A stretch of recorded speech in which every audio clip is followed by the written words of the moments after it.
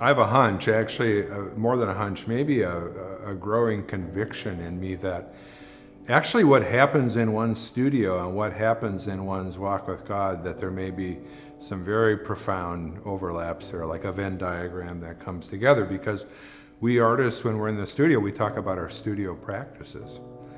And people who are on a journey with God talk about their spiritual practices.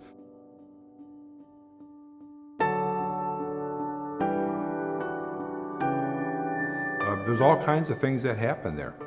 Imagination needs to exist, attentiveness needs to exist, certain disciplines need to be in place. The person on a journey with God and the person making art in the studio spends a lot of time just moving ahead on those things because he or she has decided it's important, not because there's always a moment of inspiration or nearness or even effectiveness. So I think there's tremendous common ground to be found between these worlds, and I think that's why they have been mostly in conversation throughout most of time in history. The ancient Greek philosophers believed in something they called the transcendentals, and the virtues included in the transcendentals are goodness, beauty, and truth. And the church community that I've grown up and spent most of my time in, the evangelical community, has majored on truth and majored on talking about goodness, which is goodness being both our own personal piety, but then an emphasis and concern about justice in the world. And I make that larger point, or offer that larger framework, because it means that we just haven't thought about beauty in the church very much. And I think that's where we have an opportunity when we think about the arts to say, well, what role would beauty have in our church community life, especially in a contemporary world and culture that's so dominantly visual. And so I think that's the opportunity.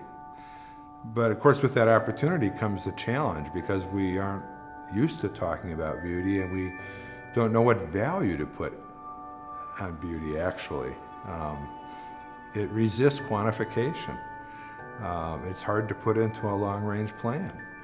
How do you put a metric to whether you're having an encounter with beauty that's meaningful and somehow transcendent? So I think it's the elusive nature of beauty that makes very practical-minded